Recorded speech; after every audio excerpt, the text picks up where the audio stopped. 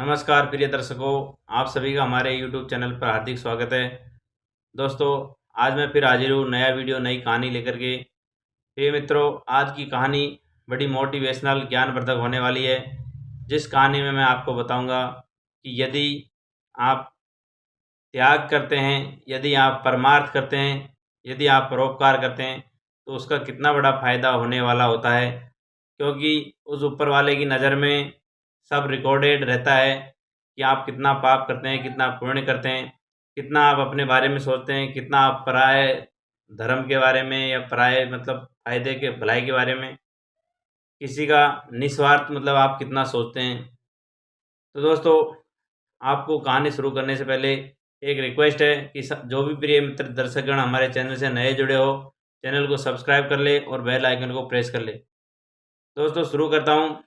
प्राचीन समय की बात है कि एक लड़का जो बेरोजगार था, बड़ी मुश्किल से अपना गुजर बसर कर रहा था।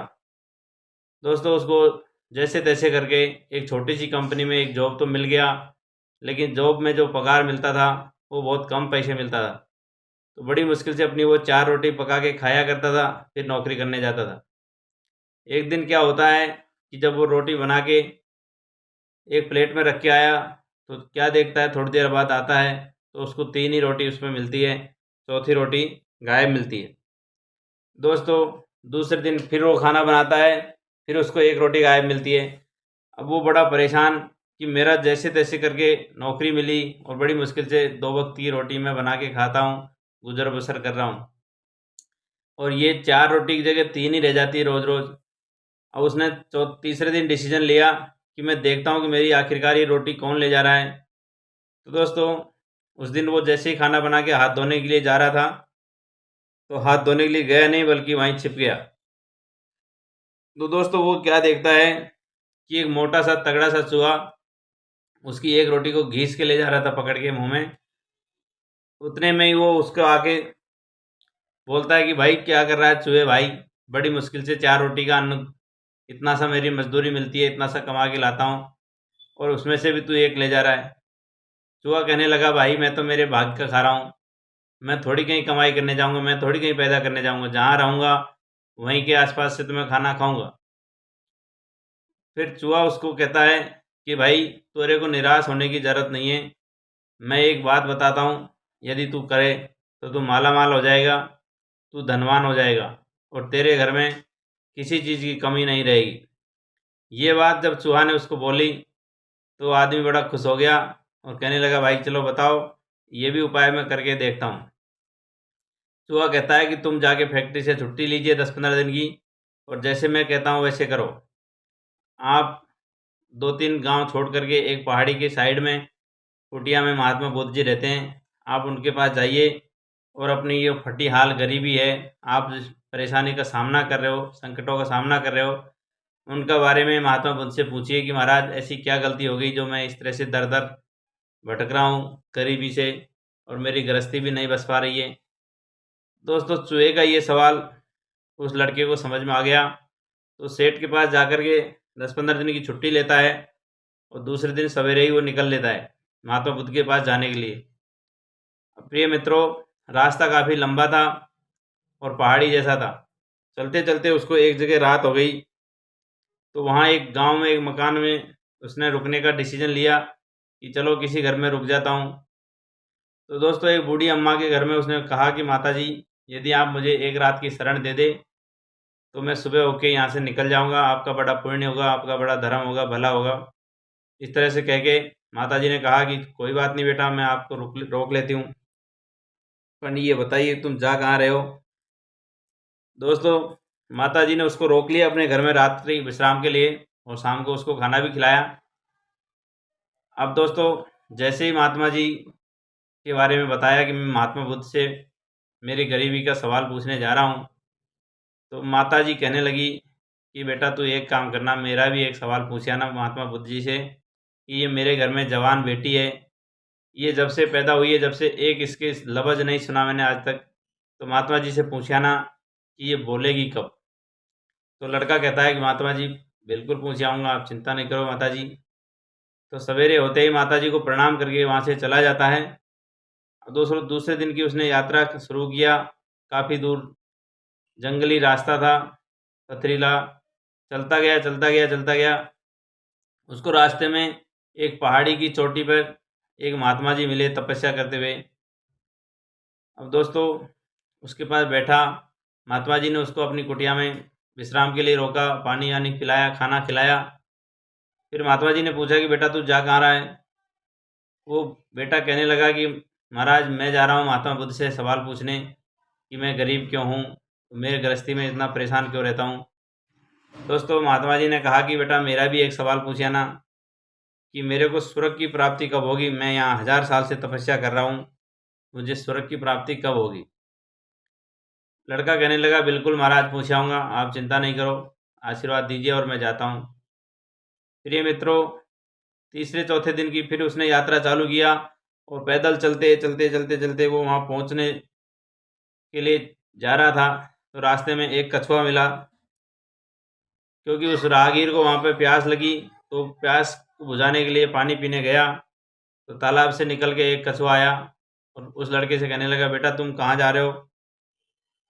लड़का कहने लगा कि महाराज भैया कछुआ जी मैं जा रहा हूँ महात्मा बुद्ध से सवाल पूछने, मेरे गरीबी के बारे में, मेरी गृहस्थी के बारे में। कछुआ कहने लगा कि बेटा मेरा भी एक सवाल पूछाना यदि पॉसिबल हो तो। लड़का कहने लगा बताइए आपका क्या सवाल है? कछुआ कहने लगा कि मैं इतने दिनों से भगवान का नाम ले रहा हूँ और मैं सोच रहा हूँ कि मैं ड्रैगन कब बनूंगा। दोस्तों लड़का कहने लगा कि बिल्कुल आपका सवाल पूछाऊँगा। अब 3-4 दिन 5 दिन की वो लंबी यात्रा पे जाता है और एक दिन महात्मा जी की कुटिया में पहुंच जाता है, महात्मा बुद्ध के पास पहुंच जाता है। दोस्तों वहाँ पे सभा चल रही थी और उसमें सभा में महात्मा बुद्ध सामने बड़े ऊंचे आसन पे बैठे हुए थे।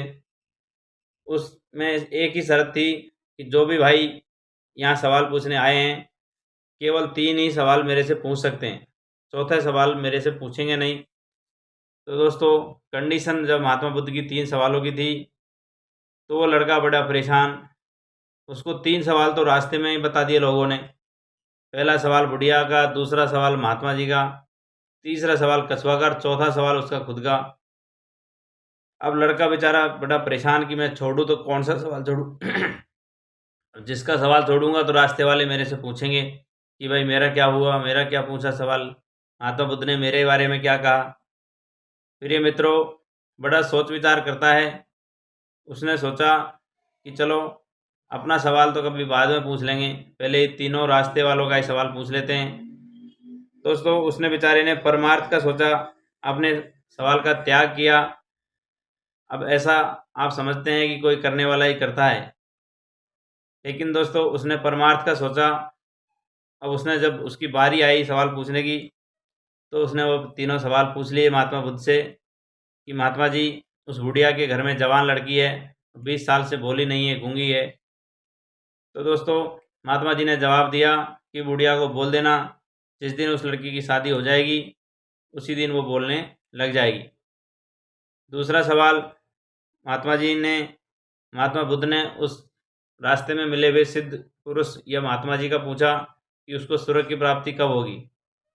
दोस्तों लड़के ने जब ये सवाल पूछा तो महात्मा बुद्ध ने जवाब दिया कि उस सिद्ध पुरुष से कह देना कि जिस दिन तू ये जादुई छड़ी छोड़ देगा उसी दिन तेरे को स्वर्ग की प्राप्ति हो जाएगी। तीसरा सवाल कछुए का था कि मैं ड्रैगन कब बन जाऊंगा। तो महात्मा बुद्ध ने कहा कि देखो बेटा, महात्मा बुद्ध ने उससे कहा कि देखो बेटा, जो कछुए के ऊपर खोल है वो खोल अगर वो हटा देगा, जिस दिन हटाएगा उसी दिन वो ड्रैगन बन जाएगा। अब दोस्तों उसके तीनों सवालों के जवाब मिल गए। अब चौथा उसने अपना त्याग दिया था कि मुझे कुछ पूछना ही नहीं है। जब इस प्रकार से तीनों सवालों का जवाब मिल गया तो वहाँ से वो चलता बना। फिर मित्रों रास्ते में सबसे पहले उसको कछुआ मिला। कछुए से कहा कि भाई तू ड्रैगन बन जाएगा, महात्मा बुद्ध ने कह दिया है, लेकिन तेरे को ऊपर का खोल उतारना पड़ेगा। तो कछुए ने कहा कि भाई बिल्कुल। तुरंत उसने खोल उतार दिया। अब दोस्तों जैसे ही उसने खोल उतारा तो उसके अंदर मोतियाँ ही मोतियाँ थे, मोतियों से भरा पड़ा था। कछुआ कहने लगा भाई तू इसको ले जा, मेरे कोई काम नहीं आएगा। अब दोस्तों लड़के की किस्मत चमक गई, उसको उस मोतियों से भरा उसका कटोरा या कवच बोलो मिल गया।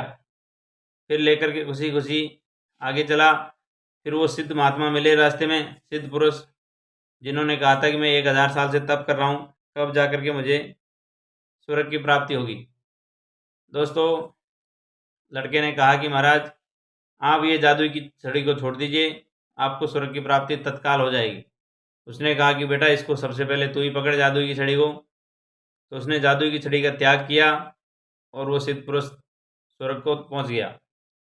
तीसरा, वो रास्ते में जो बुढ़िया मिली थी उसके घर पहुंचता है शाम होते होते और कहता है माता जी आपके सवाल का मैं पूछ आया हूँ। तो बताने लगा कि महात्मा बुद्ध ने कहा है कि आपकी बेटी की जिस दिन शादी होगी उसी दिन ये बोल पड़ेगी। दोस्तों बुढ़िया ने आव देखा ना ताव, उसके सामने जो लड़का बैठा था उससे कहा कि बेटा तुम मेरी बेटी के लिए शादी के लिए तैयार हो जाओ। बेटी ने भी हाँ कर दिया और वो लड़का भी तैयार हो गया। दोनों की शादी हो गई। शादी होते ही लड़की कहने लगी आप तो वही इंसान हो जो हमारे घर 15 दिन पहले आए थे। दोस्तों बुढ़िया ये देख करके चमत्कार खुश हो गई। अब जो लड़का था उसकी गृहस्थी भी बस गई और उसके पास धन दौलत की भी कमी नहीं रही। कछुआ ने उसको मोती दे दिया, सिद्ध पुरुष ने उसको जादुई छड़ी दे दी और जो बुढ़िया माता थी उसने लड़की दे करके थोड़ा वो धन दौलत जो था दे करके। अब दोस्तों कहानी यहाँ समाप्त होती है। अब आप सोचिए कि इसमें सीखने वाली बात क्या है।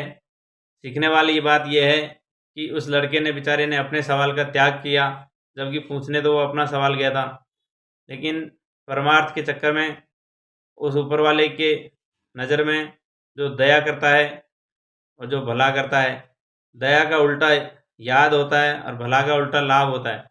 उसने इन तीनों लोगों का भला किया तो उसको लाभ हुआ। अब उसको एक तरह से देखा जाए बहुत कम पैसे वाली जो मजदूरी कर रहा था, अब वो मजदूरी उसको करने की ज़रूरत नहीं और उसका परमार्थ का जो सोच था, परमार्थ का जो भाव था, इसमें भगवान ने उसको बिल्कुल आशीर्वाद दिया, मालामाल कर दिया। दोस्तों ऐसे दुनिया में बहुत सारे उदाहरण हैं। प्रिय मित्रों ये कहानी यहाँ समाप्त होती है। आप इसमें ढेरों सारी प्रेरणा ले सकते हैं। कहानी अच्छी लगी हो तो मेरे चैनल को सब्सक्राइब करके रखें, बेल आइकन को प्रेस कर ले। सभी को राधे राधे, जय श्री कृष्ण, नमस्कार दोस्तों।